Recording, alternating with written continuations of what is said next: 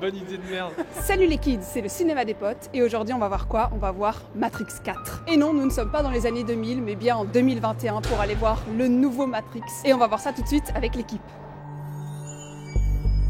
Thomas? You seem particularly triggered right now. Can you tell me what happened? I've had dreams that weren't just dreams.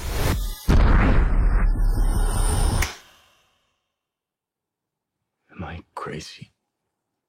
We don't use that word in here.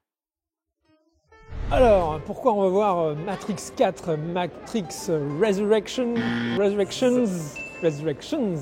Pourquoi se dit là, moi à 9 ans, qui adorait les Matrix, qui adorait Keanu Reeves? Déjà parce que Matrix, tout simplement. Matrix, le premier en tout cas, c'est l'un de mes films préférés. Je pense que je l'ai vu des dizaines de fois, je pourrais le revoir des dizaines de fois sans jamais me lasser. Comme beaucoup de gens, le premier Matrix, c'était un choc incroyable. C'était un mélange vraiment de BD, de cinéma hongkongais, de cinéma américain, de SF, d'anticipation et d'idées qu'on n'avait pas encore vues. Matrix, c'est quand même un game changer au niveau du cinéma, d'action et même du cinéma tout court. C'était les années 2000, voilà, le cinéma ça va être ça va être génial, vous allez voir. C'est vrai que le 2 et le 3 étaient moins bons que le premier, je trouve, mais c'était quand même dans la continuité d'une trilogie. Le 2, j'aime bien, il y a des scènes très cool. Le 3, moins. Dans le 2 et le 3, j'ai compris que l'idée était de faire un truc un peu à rebrousse-poil. J'ai aucun problème en gros à ce qu'on révolutionne les codes, mais qu'on le fasse de manière divertissante, quoi, de manière un peu péchue, et moi pour moi ça allait pas du tout, quoi. Et là du coup, l'arrivée de ce Matrix 4, de ce grand retour de Neo et Trinity, j'étais un peu dubitative quand même, j'avoue. L'histoire en elle-même, elle n'a pas besoin de ça.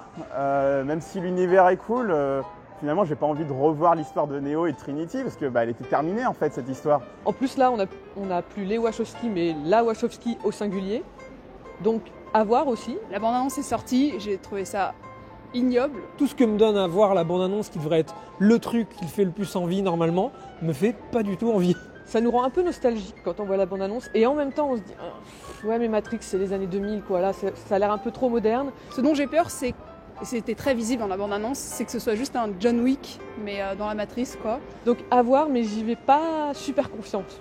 Donc voilà, on pourrait dire que je vais voir ce film un peu avec un scaphandre, en m'attendant vraiment au pire. Je suis obligé de le voir parce que j'ai quand même été fan du premier, donc j'y vais pas confiant du tout. Moi j'y vais parce que c'est Matrix, mais quand on me vendrait n'importe quel film avec Matrix, Neo et Trinity, je pense que j'irais. On va voir ce que ça donne, wait and see.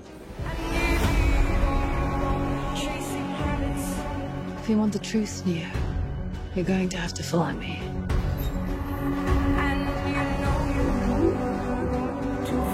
The only thing that matters to you is still here. I know it's why you're still fighting and why you will never give up. You don't know me, no? On sort de Matrix 4, alors qu'est-ce qu'on en a pensé?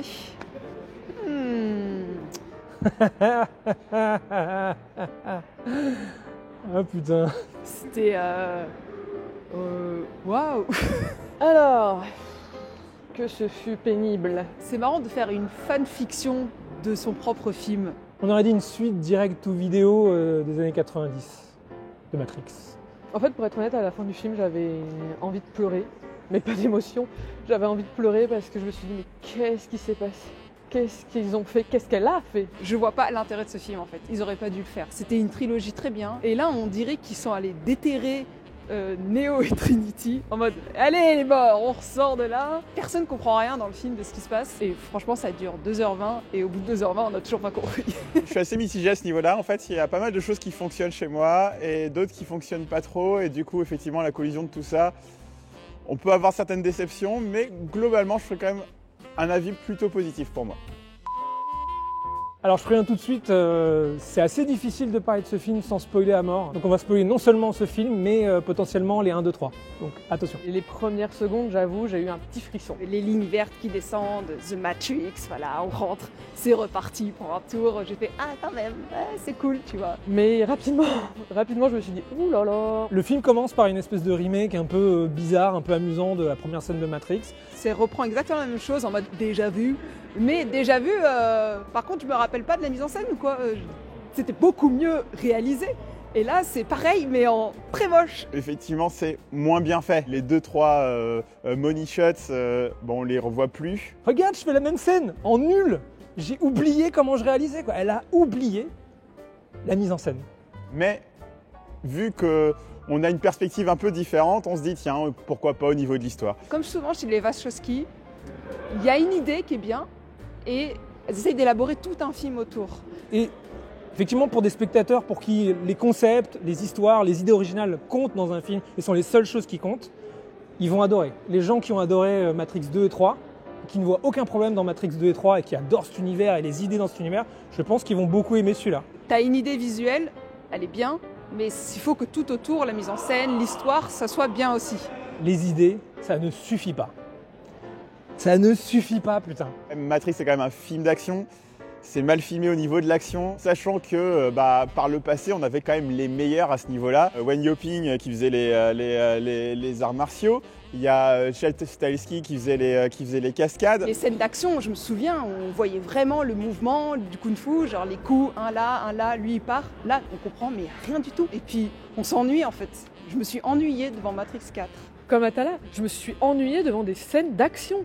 Des scènes d'action qui sont sans saveur, qui sont insipides. Au milieu du film, je me disais, attends, c'est quoi l'enjeu? Qu'est-ce qu'on fait? Au bout d'un moment, il se dit, il faut que Trinity, elle vienne avec nous dans le monde réel. Ok, pourquoi? Et après?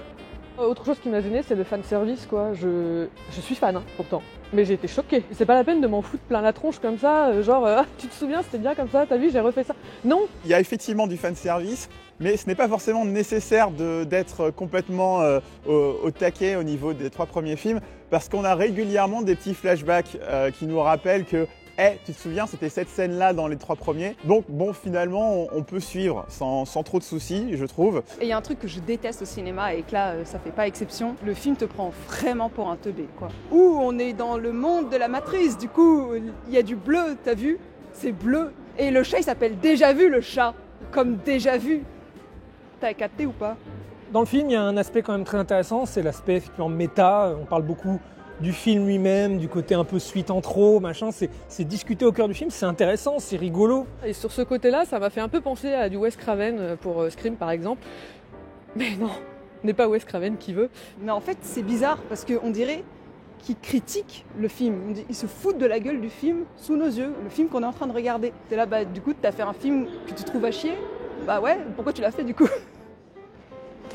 Mais non, mais ça suffit pas en fait, ça suffit pas de dire on sait qu'on fait de la merde, wink. Il faut être un génie de la comédie, il faut être Charlie Kaufman pour faire ça.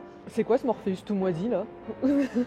Non mais autant ne rien faire en vrai. Alors au début je me suis dit ok, je lui laisse le bénéfice du doute, ça va passer. Mais non, en fait à chaque fois qu'il apparaissait, ça me hérissait le poil, mais pas pour les bonnes raisons quoi. J'avais juste envie qu'il disparaisse. Heureusement il est pas trop là finalement dans le film. J'ai beaucoup apprécié le personnage de l'analyste. Il a une certaine crédibilité en tant que psy. Avoir quelqu'un qui comprend parfaitement le psychisme humain pour pouvoir justement les manipuler, c'est un méchant beaucoup plus terrifiant finalement que l'architecte qui était complètement rationnel et carré. Je trouve que la prestation de Neil Patrick Harris valide l'ensemble de ce personnage. Monsieur Smith revient sous un autre visage et le mec on dirait juste un mannequin à flelou, non? Changer sans vraiment changer, ça c'est Magic. Pour moi, c'est Afflelou qui est Magic. La monture est de Magic Clip à partir de 149 €. Dispositif médical. Ils ont tous un look hyper recherché. D'ailleurs, c'est drôle de se dire que dans 20 ans, on les trouvera hyper ringards parce que là, ils ont des lunettes de soleil du feu de Dieu. Ce Smith, il est déjà ringard. Les scènes un peu intimistes entre Carrie-Anne Moss et Keanu Reeves et tout, c'est censé être un peu romantique, on retrouve un peu la romance du passé qu'on a peut-être jamais vécu. C'est méga plat. Keanu Reeves et Carrie-Anne Moss, on dirait des machines. Dans la trilogie, la relation entre Neo et Trinity, c'est quelque chose qui fonctionne pas très bien. C'est-à-dire, tout à coup, c'est un peu magique, ils sont amoureux, basta. Et en fait, on n'a pas vraiment de complicité entre eux. Là, c'est différent. Ils sont tous les deux dans des questionnements personnels, ils se retrouvent dans ces questionnements personnels.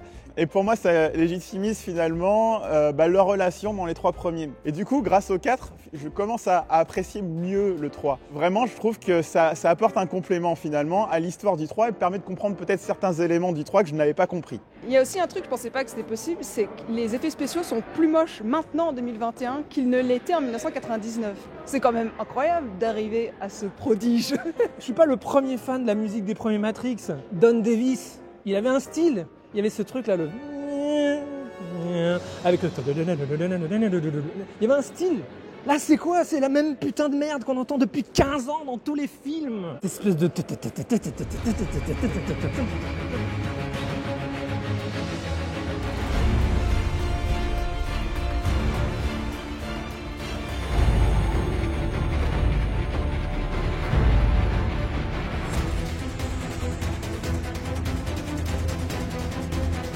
On n'a pas le droit de faire ça.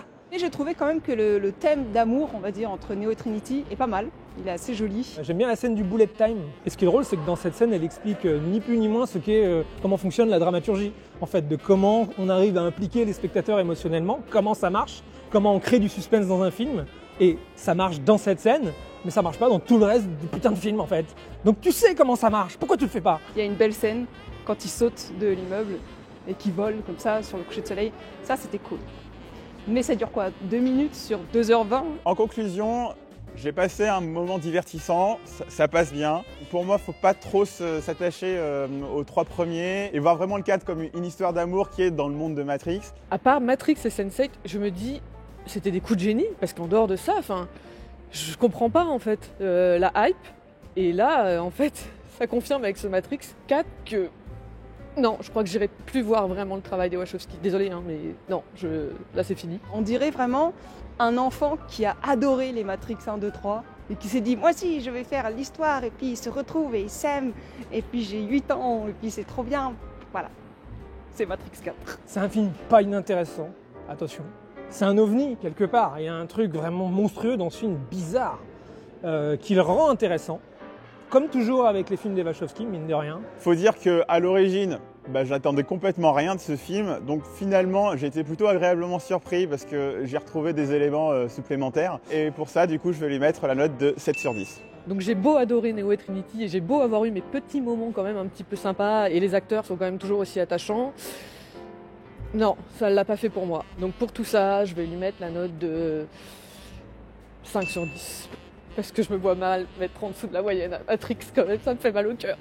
Et pour moi, c'était un ennui mortel, c'était une torture, on se tire dans le pied à répétition et on se croit malin et c'est chiant et on s'en fout de tout. Et voilà, l'expérience était détestable pour moi. Donc je vais mettre à ce film 3,5. Matrix 4, 4